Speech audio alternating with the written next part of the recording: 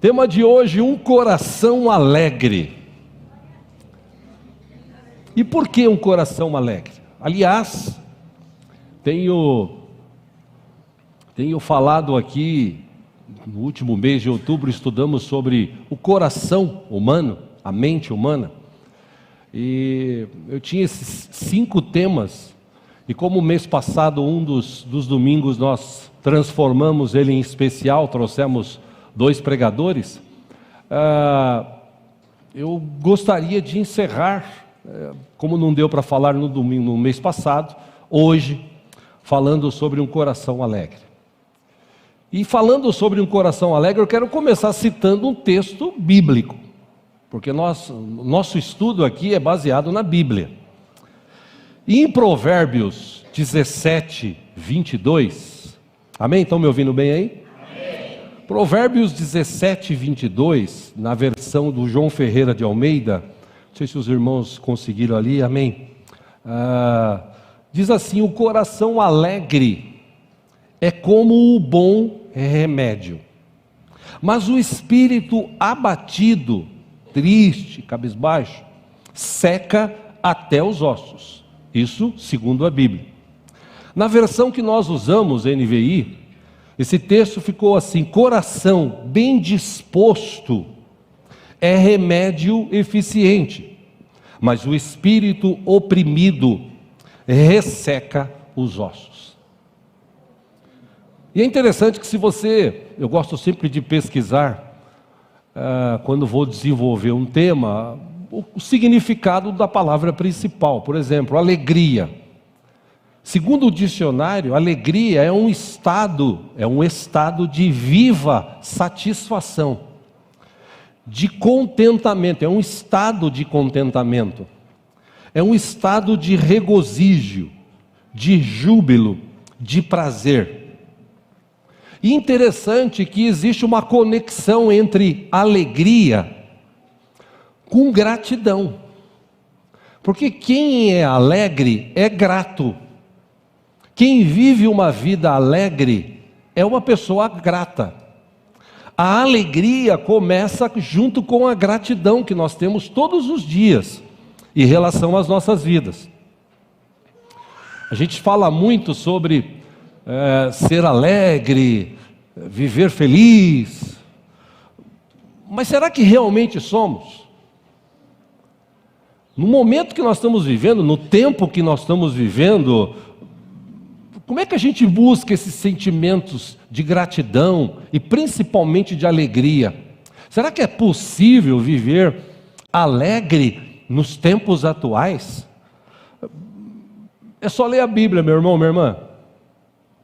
É só ter uma mente voltada para Deus. Porque segundo a Bíblia, Deus criou o homem e a mulher para o louvor da sua glória. Então eu entendo aqui, independente de situações que nós vivemos, a gente pode ter um coração alegre. Como assim, pastor? A gente tem que aprender com a Bíblia. Se Deus nos criou para o louvor da sua glória, eu entendo que Deus não nos criou para sofrer. Deus não nos criou para a gente viver tristes, abatidos, preocupados, desesperados, aflitos, amargurados, com ódio no coração, com mágoa no coração, com raiva no coração. Deus não criou a gente para viver assim. Deus criou a gente para viver uma vida alegre. Ah, pastor, mas esse estado de contentamento, de gozo, de alegria é difícil. Sim, não é para todos. Porque nem todos entendem a palavra de Deus e entendem o significado de estar na presença de Deus. Por isso que a gente estudou aqui sobre ter um coração sábio para tomar decisões, para pensar, sobre ter um coração de adorador, gente que adora a Deus, sobre ter um coração arrependido, reconhecer a misericórdia de Deus para conosco, sobre ter um coração que não é petrificado, é um coração que é de carne, é um coração que ele sente alguma coisa. Desculpe. E mesmo que a gente passe por momentos difíceis, mesmo que a gente passe por dificuldade, meus irmãos, é possível experimentar a maravilhosa graça e presença de Deus em nossas vidas. Perdão. Tive uma gripe a semana retrasada e os resquícios ainda estão aqui, né? Preciso tomar, acho que uma 51, André, acho que melhora, dizem, né? Mas como eu não bebo, então eu vou continuar assim até que sarar, né? Com limão ainda, né? É verdade. O irmão já está por dentro ali. Brincadeira, Dorval. Irmão, se a gente pensar naquilo que Jesus conquistou na cruz por nós, você já parou para pensar nisso? O que Jesus conquistou ou conquistou na cruz por nós? O que Jesus conquistou por nós? Bom, éramos pecadores, o salário do pecado é a morte, estávamos condenados a viver a eternidade longe de Deus. Aí Jesus vem, se entrega por nós, morre em nosso lugar, nos dá de sua vida, nos dá da sua misericórdia, nos dá da sua unção, da sua presença, do seu poder, da sua graça. A graça de Deus foi completamente demonstrada através de Jesus, do seu sacrifício na cruz. Se a gente parar para pensar, irmãos, nós somos, inclusive até, ressalto, por morar no Brasil, nós somos pessoas abençoadas e privilegiadas. Porque nós temos um Deus vivo que está conosco todo o tempo, Ele se importa conosco, aleluia, o amor dEle é grandioso, Ele não desiste da gente, Ele está sempre conosco, e por isso nós devemos aprender a nos alegrar, ter esse estado de alegria, de contentamento. E é interessante que para entender um pouco isso, é óbvio, a gente sempre estuda a palavra de Deus. E eu gostaria de ler uma história, entre tantas que tem, com os irmãos, sobre este assunto. Você que trouxe a sua Bíblia, abra no livro de Neemias, no capítulo 1.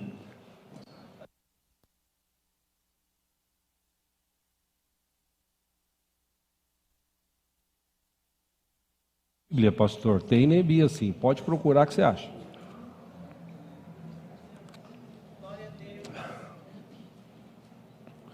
O celular então é uma mamata, né? Livro de Neemias, capítulo 1. A partir do versículo 1, achamos aí, encontramos aí? Aliás, diga-se de passagem, temos na livraria algumas Bíblias ali, se você quiser abençoar teus filhos, presentear alguém, ainda temos Bíblias ali disponíveis na livraria. E também avisando que dia, Marcial, que dia que chega as camisetas, mais ou menos? Até o final desse mês chegam as camisetas que nós pedimos para fazer aqui para a nossa igreja, essas camisetas que alguns irmãos já estão usando aí. Tem acho que 3 cores, né? Azul, preta e rosa, né? Azul, cinza e rosa, muito bem. Então, caso você queira, você pode fazer a sua reserva. No final, custa R$50 a camiseta.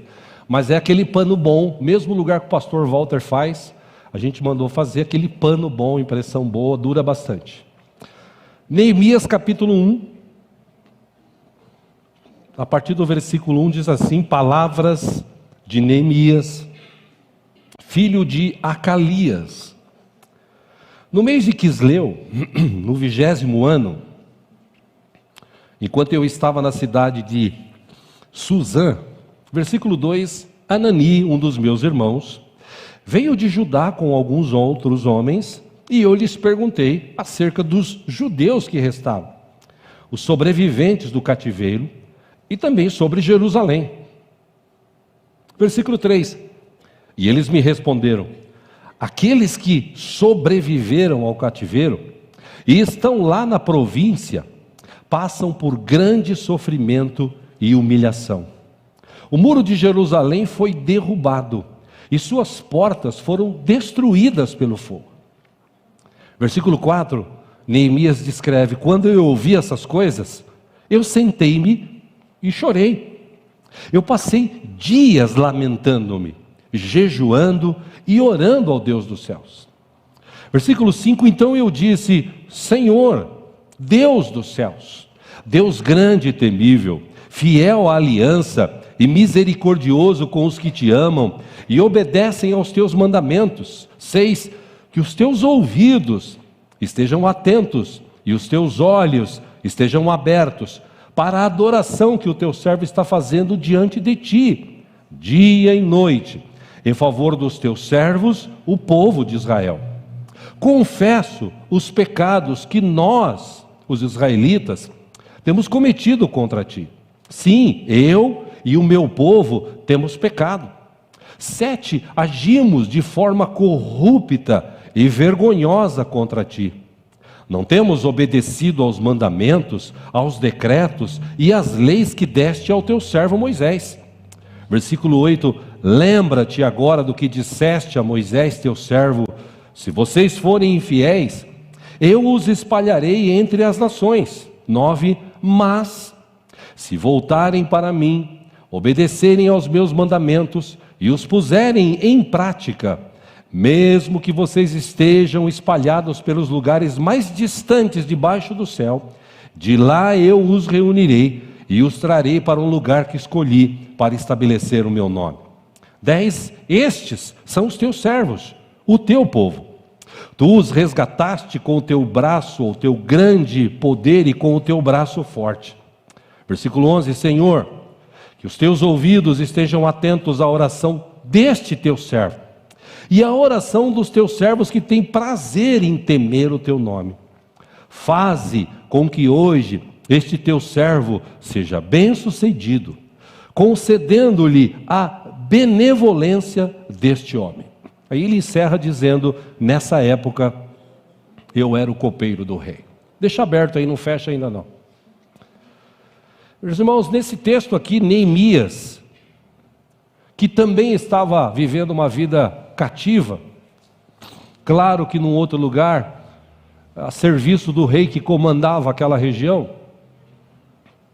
quando ele ouviu o relato do seu irmão e de alguns outros irmãos, dizendo que o povo, o que sobrou do povo, presta atenção que isso é muito importante para você, faça uma ligação com o que nós estamos vivendo hoje. O seu povo, o que sobrou do povo, os remanescentes dos judeus e tal, eles estavam vivendo humilhados, eles estavam vivendo subjugados, ainda eram escravos, e eram desprezados. Quando Neemias soube desse relato e de que os muros de Jerusalém tinham sido destruídos, as portas que tinham sido queimadas, o povo estava disperso, sofrendo, triste. Ele, mesmo copeiro do rei, vivendo uma vida relativamente boa, apesar de estar ali servindo o rei como escravo, ele sente uma tristeza e ele se coloca no lugar daquelas pessoas. Então ele vai diante de Deus. Primeiro ele chora durante algum tempo, diante de Deus, aflito, preocupado, chateado com aquela situação. Até que ele decide orar e ele fala: Senhor, tem misericórdia. Não é possível o teu povo, não é possível o povo do Senhor viver desse jeito. Eu sei que nós erramos, que nós pecamos, eu sei que nós desobedecemos os teus mandamentos, aquilo que Moisés ensinou, a gente acabou se esquecendo. O povo que está aí, a geração que está aí, nem lembra mais.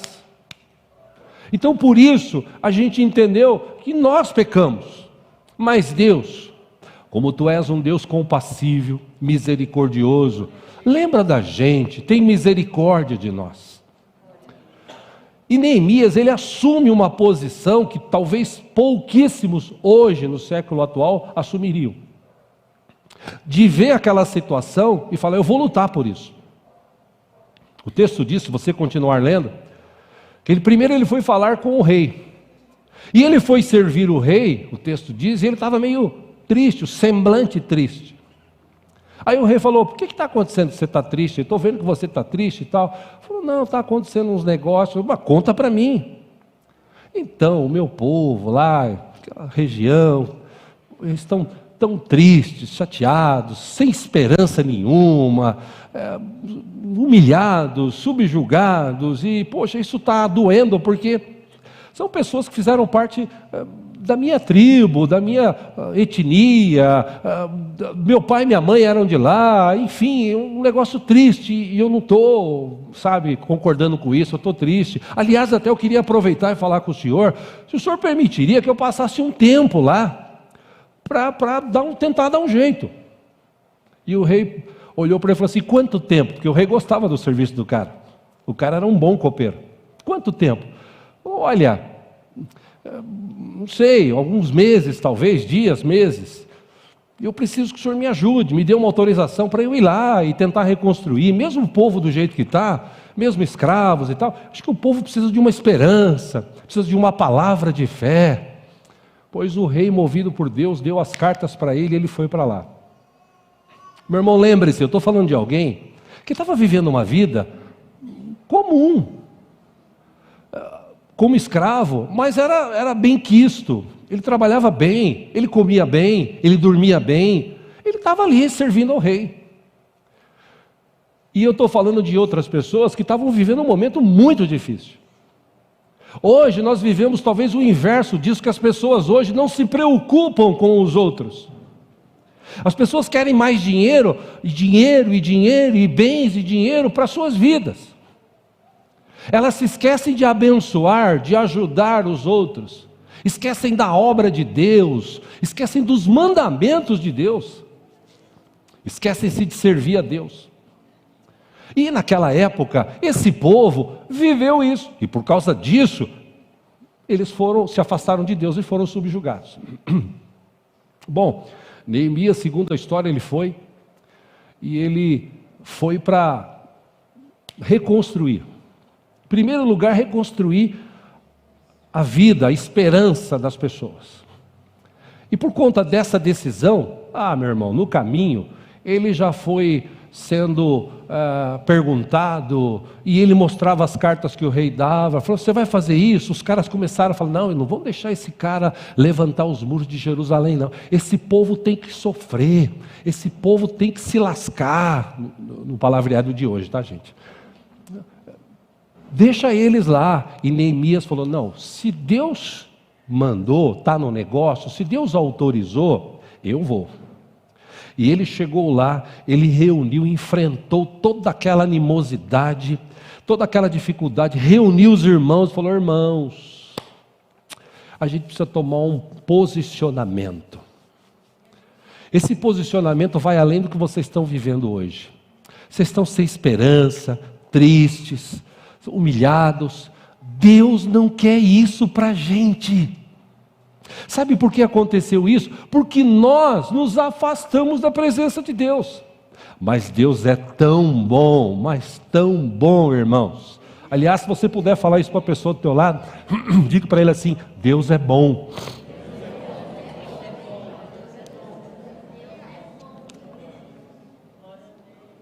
Que ele, na minha oração, ele falou comigo que se o povo se humilhar, se o povo clamar, ele vem.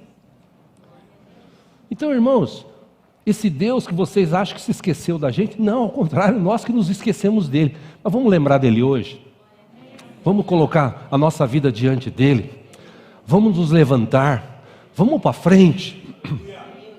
E o texto diz que o povo animou, e vamos. E aí eles começaram a reconstruir, e os inimigos ao lado começaram a olhar e falaram: não, esses caras não podem reconstruir. Eles tentaram até guerrear. Neemias teve que colocar gente reconstruindo e gente de guarda. Mas, segundo a Bíblia, rapidamente, se não me falha a memória, talvez 3 meses, eles reconstruíram os muros, eles animaram, ele conseguiu animar o pessoal. Ele não, claro, Deus através do seu Espírito, né? Mas precisou de um homem para chegar lá e falar assim: vamos e vamos e vamos, porque nós temos um Deus poderoso. Vamos, gente, esquece esse negócio. esquece essa briga, esquece, vamos para frente, Deus está conosco. E quando eles já estavam bem melhores, quando eles acabaram de reconstruir, Esdras, que era o conterrâneo ou contemporâneo de Neemias, foi chamado por Neemias. Eu quero ler com você, se você não fechou a Bíblia, Neemias capítulo 8 agora.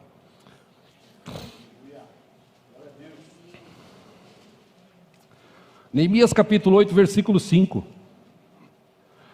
Diz assim que Esdras abriu o livro diante de todo o povo. Preste atenção, meu irmão, que coisa terrível que aconteceu aqui. Boa, mas ao mesmo tempo terrível, e eu vou te fazer entender isso. Esdras abriu o livro diante de todo o povo, e este podia vê-lo, pois ele estava num lugar mais alto. E quando abriu o livro, o povo todo se levantou. É isso? Neemias capítulo 8 agora, é isso? Versículo 5? Tudo certo aí? Versículo 6 agora? Beleza? Esdras louvou o Senhor, o grande Deus, e todo o povo ergueu as mãos e respondeu: Amém, Amém. Então eles adoraram o Senhor prostrados, rosto em terra. Versículo 7, os levitas, Jesuá, Bani, acho que foi daqui que meu pai tirou o nome para o meu irmão mais novo que eu tenho, né? Que mora lá no Equador, Bani, Serebias, Jamim, Acube, Sabetai, Jesus amado, né? Odias, Maazéias, Quelita, Azarias, Josadabe, Anã e Pelaías. Oh meu Deus! Instruíram o povo na lei e todos permaneceram ali. Versículo 8, leram o livro da lei de Deus, interpretando-o e explicando-o, a fim de que o povo entendesse o que estava sendo lido. Olha que coisa. Versículo 9, então Neemias, o governador, Esdras, o sacerdote e escriba, e os levitas que estavam instruindo o povo disseram a todos: Este dia é consagrado ao Senhor, o nosso Deus. Nada de tristeza e de choro. Por quê? Pois todo o povo estava chorando enquanto ouvia as palavras da lei. Olha que coisa terrível. Versículo 10, e Neemias acrescentou: podem sair e comam e bebam do melhor que tiverem e repartam com os que nada têm preparado. Este dia é consagrado ao nosso Senhor. Não se entristeçam, não se entristeçam. Por quê? Porque a alegria do Senhor os fortalecerá. Aleluia. Versículo 11. Os levitas tranquilizaram todo o povo, dizendo: acalmem-se, porque este é um dia santo, não fiquem tristes. Versículo 12, então todo o povo saiu para comer, beber, repartir com os que nada tinham preparado e para celebrar com grande alegria. Por quê? Porque agora compreendiam as palavras que lhes foram explicadas. Só até aí. Meu irmão, veja que coisa tremenda. Era o povo de Deus aqui, sim ou não? Mas eles conheciam a palavra de Deus? E por isso estavam vivendo a situação que estavam. Por isso que eu já falei aqui, meu irmão, e repito, o pastor Inaldo até na quinta-feira passada falou sobre isso aqui. Ele falou, ele era um adepto de campanhas e ele parou com isso. Porque campanha é assim, tem campanha, vai vir pregador de fora, uau, eu vou para a igreja, hoje o fogo vai cair, hoje anjo vai subir, descer, tal. E meu irmão, fogo cair, anjo subir, descer, isso acontece todo culto. É que a gente acha que santo de fora é melhor do que os que estão na igreja. É que a gente acha que indo à igreja nas campanhas nós vamos ser abençoados. E meu irmão, para você e eu sermos abençoados, basta a gente ler a palavra, guardar no coração e praticar. Qual foi o motivo deles estarem escravizados, humilhados, aflitos, amargurados e sem esperança? Qual era o motivo? Simples, eles se desviaram dos caminhos do Senhor. Mas eles se desviaram? Sim, eles se esqueceram. Essa geração aqui, que era a maioria filhos, os remanescentes, eles não conheciam a palavra, tanto que quando o Esdras pega com os levitas e começam a recitar parte da palavra que estava escrita, o povo começa a chorar, porque quando a palavra fala no coração, quando você entende, ela entra, você fala assim: caramba, eu estou errado, eu me afastei de Deus, eu nem entendi essa palavra. Quantas vezes eu li essa palavra e nunca entendi? Porque tem gente que lê a Bíblia e não entende. Tem gente que lê a Bíblia por ler, lê a Bíblia por ler. Bíblia, você tem que interpretar, como está escrito aqui no texto. E Esdras interpretou com os levitas o texto, passando para o povo. Imagina todo mundo de pé, ouvindo aquela palavra. E aquilo começou a entrar no coração, porque a palavra de Deus, ela é como uma espada de dois gumes, né? Ela corta dos dois lados, ela tem esse poder de separar, e quando ela entra na vida da pessoa, quando a pessoa começa a entender, a pessoa começa a sentir, a pessoa começa a pensar, a pessoa começa a mudar, e eles começaram a se ajoelhar, colocar o rosto em terra e se humilhar diante de Deus. Através desse ato de fé, de entendimento, o coração deles mudou. Porque o governador Neemias, Esdras, o sacerdote, os levitas falaram assim: olha, hoje, gente, esquece o passado, que o que passou, passou. Para de ficar chorando pelo passado. Vocês viviam vocês viviam aquela outra situação. Esquece o passado. Passado já passou, já era. Agora é daqui para frente. Hoje, inclusive, é um dia santo. A partir de hoje, olha, se alegrem, comam, bebam. Olha, para quem não tem, reparte com ele. Mas vamos nos alegrar, porque Deus está mudando a história da nossa vida hoje. E eles precisaram falar um pouco mais. E o povo entendeu e saiu. As coisas velhas ficaram para trás. Os sofrimentos e lutas que eles estavam enfrentando passou. Porque a palavra de Deus, ela tem essa capacidade de trazer esperança. Nós tivemos um momento de eleições no nosso país, como eu disse há pouco. Não importa quem ganhou. Para mim o que importa é que tem um Deus sentado num trono, acima de toda situação, no controle de tudo.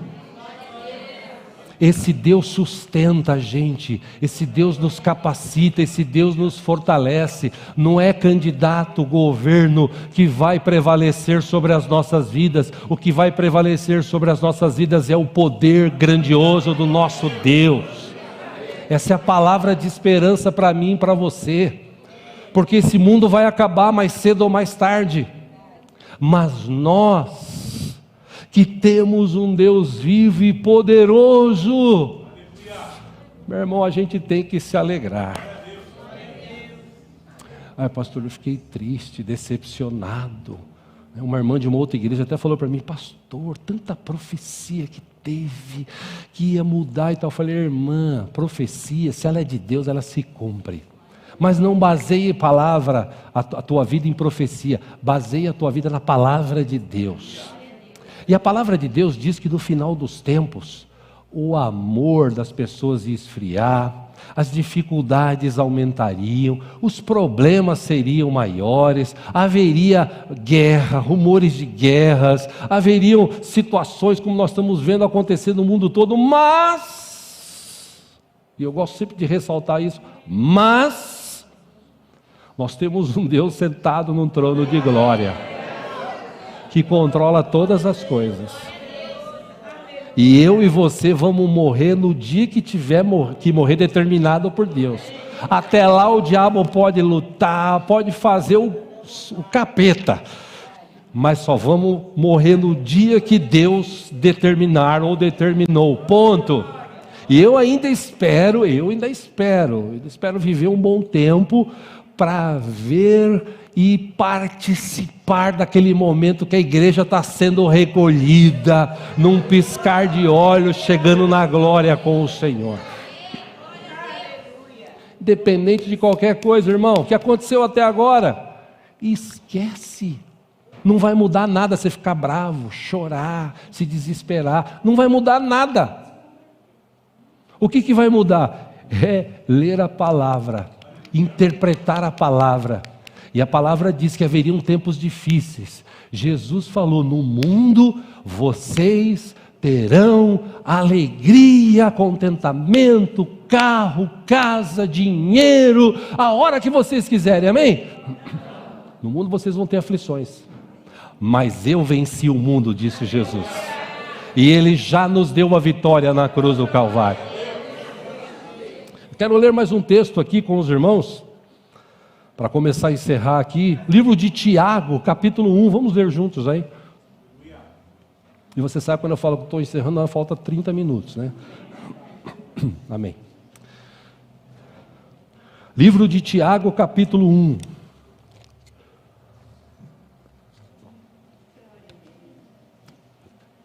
Este é um texto que todo cristão deveria ler, reler, interpretar, ler de novo e guardar no seu coração. Tiago capítulo 1, versículo 2, está escrito assim: meus irmãos, considerem motivo de grande alegria o fato de passarem por diversas provações. Pausa aí, está escrito isso aí na sua Bíblia? Irmão, como é que eu posso ter alegria na provação? Explica para mim, e eu vou te explicar. Antes, vamos terminar de ler o texto. Versículo 3, por quê? Pois vocês sabem, e se você que se diz cristão não sabia, passe a saber a partir de hoje, que a prova da sua fé está sendo provada. A gente canta: cada vez que a minha fé é provada, é uma chance de eu me entristecer, baixar a cabeça e chorar. É isso que a gente canta? É uma chance que eu tenho de crescer um pouco mais. Por quê? É o que ele está falando aqui. A prova da sua fé produz perseverança. 4, e a perseverança deve ter ação completa, a fim de que vocês sejam maduros e íntegros, sem lhes faltar coisa alguma. Versículo 5, se algum de vocês tem falta de sabedoria, peça a Deus, que a todos dá livremente, de boa vontade, e lhe será concedida. Versículo 6, peça-a, porém, com fé, sem duvidar, pois aquele que duvida é semelhante à onda do mar, levada e agitada pelo vento. 7, não pense tal pessoa que receberá coisa alguma do Senhor. Por quê? Versículo 8, pois tem a mente dividida e é instável em tudo o que faz. Eu já falei aqui, pausa a diferença de instável para estável. O tempo hoje está instável, frio, sujeito a garoa e chuva. Amanhã pode ser que a meteorologia acerte e diga assim: hoje vai fazer sol o dia inteiro, aí o tempo vai estar estável. Tiago está dizendo o seguinte: tem gente que tem a mente instável. O que é mente instável? Hoje ele fala assim: Deus é bom, Deus é maravilhoso. Começa a segunda-feira, vê os problemas, a vida, a dor, como é que vai ser? E se entristece. Isso é mente instável. Mente estável, ele sai daqui hoje: Deus é comigo, o passado ficou para trás, Deus está na frente, Jesus é o nosso general, é Ele que comanda, Ele é o meu Deus, eu creio que Ele vai pôr a mão na hora que precisar, vai fazer um milagre, vão para cima, é mais uma semana, vamos vencer, vamos lutar, vamos adiante, porque Cristo é conosco. Isso é mente estável. Apesar das dificuldades, dos problemas, ele tem aquela alegria. Por quê? Porque eu sei que o meu Redentor vive e está comigo todo dia. Versículo 9, uma dica aí para quem tem mais dinheiro do que os outros. O irmão de condição humilde deve orgulhar-se quando estiver em elevada posição, e o rico deve orgulhar-se caso passe a viver em humildade ou em humilde, porque o rico passará como a flor do campo. Versículo 11, pois o sol se levanta, traz calor e seca a planta, cai então a sua flor e a sua beleza é destruída. Da mesma forma, o rico murchará em meio aos seus afazeres. 12, feliz é o homem que persevera na provação. Por quê? Porque depois de aprovado, receberá, aleluia, a coroa da vida que Deus prometeu aos que o amam. Versículo 13, quando alguém for tentado, jamais deverá dizer, estou sendo tentado por Deus, pois Deus não pode ser tentado pelo mal e a ninguém tenta. 14, cada um porém é tentado pelo próprio mau desejo, sendo por este arrastado e seduzido. 15, então esse desejo, tendo concebido, dá à luz o pecado, e o pecado após ter se consumado, gera morte. 16, Tiago ainda diz assim, meus amados irmãos, não se deixem enganar.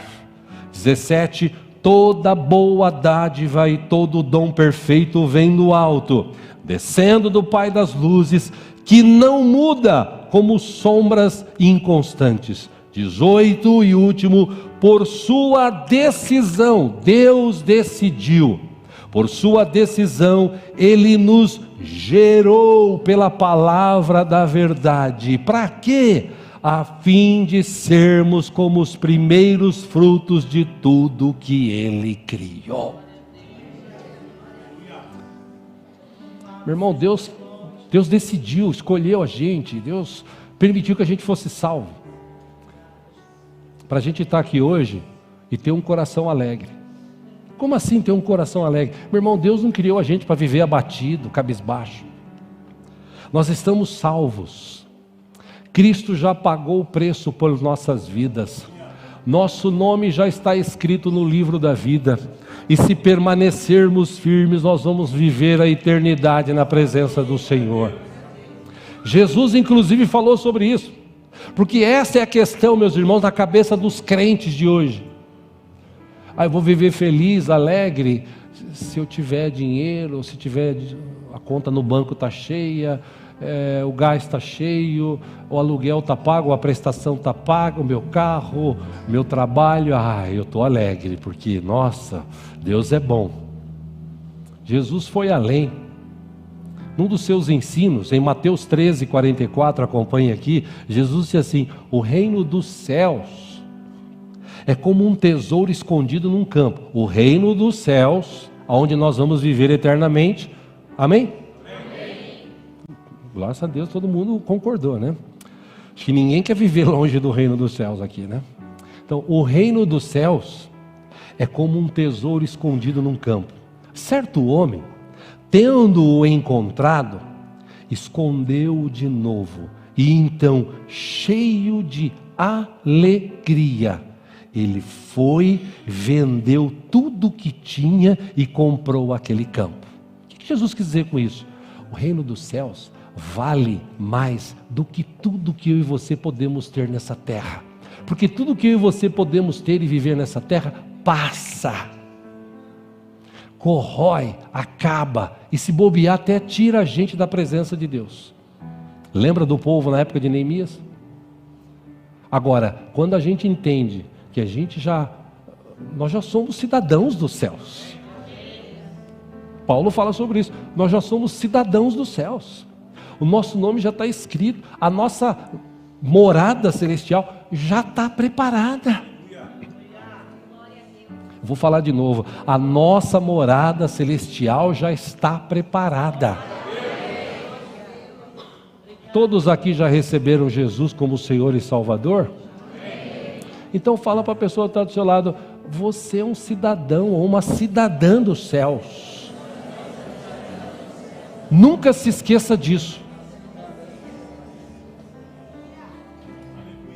Então, eu vou me entristecer porque eu perdi isso, porque perdi aquilo que aconteceu. Não, irmão, perdeu, Lembra, meu pai sempre dizia isso: mais tem Deus para dar do que o capeta para levar.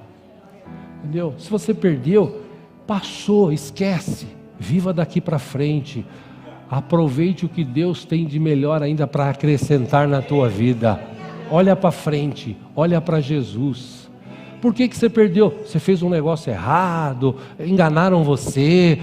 Não importa, importa que Deus está contigo, Ele te sustenta, Ele te guarda. Guarda a palavra dEle dentro do teu coração e pratica. Você vai ver que apesar das dificuldades, das lutas, você vai ter a certeza que Jesus falou: eu estarei com vocês todos os dias até a consumação dos séculos. O apóstolo Paulo entendeu bem isso. E por isso ele escreveu Filipenses 4:4: alegrem-se no Senhor, novamente direi, alegrem-se. Ele escreve para a igreja da Tessalônica, 1 Tessalonicenses 5,16, dizendo o seguinte: alegrem-se. Poxa, pastor, mas é difícil, né? Eu sei que é difícil, mas essa alegria ultrapassa os problemas, as dificuldades que a gente vive. Davi entendeu bem isso. Salmo 37:4, Davi escreveu assim: deleite-se no Senhor, e Ele atenderá aos desejos do seu coração. Entrega o seu caminho ao Senhor, confia nele e Ele agirá. Pesquisando sobre essa expressão deleitar-se, segundo o dicionário, significa ter prazer, satisfação, contentamento. Portanto, essa declaração de Davi, eu entendo, meus irmãos, que vai além do que ele estava vivendo. Porque Davi era rei, quando escreveu isso aqui ainda não era, mas ele se tornou rei. Ele era rico, famoso, respeitado, mas ele não deixava que nada disso tomasse o lugar de Deus na sua vida. Ou seja, ele deleitava no Senhor. Por quê? Não são essas coisas que me traz contentamento, alegria. O que me deixa alegre é saber que mesmo em meio a tudo que eu estou enfrentando, mesmo em meio a toda dificuldade, eu tenho um Deus que está comigo todo dia, toda hora, velando pela minha vida, pela minha alma. Esse é o meu Deus. Neemias entendeu isso, Davi entendeu isso, e eu espero que você entenda isso. Tenha um coração alegre. Coração alegre agradece a Deus. Está difícil, glória a Deus, Deus é bom. Está passando dificuldade, eu sei em quem tenho crido, eu sei que Deus há de lutar por mim, Deus vai me dar a vitória, Deus vai dar o escape, eu creio, a palavra dele está no meu coração, eu o amo de todo o meu coração. Meu irmão, viva a tua vida daqui para frente alegre. Que não é esse estado. Tem gente que parece que já tem uma carranca natural, né? Você já viu? Tem uma gente que olha para ele: tá tudo bem, você está feliz? Tô. Né? Parece que já tem uma carranca natural, né? Tira essa carranca, põe um sorriso de alegria no teu rosto, que um sorriso, como diz aqui, aperfeiçoa e também traz saúde e benefícios para o teu corpo. Pastor Ripari falou aqui, isso é estudado por médicos. Tem os músculos que nós temos aqui, ó, na face, no rosto.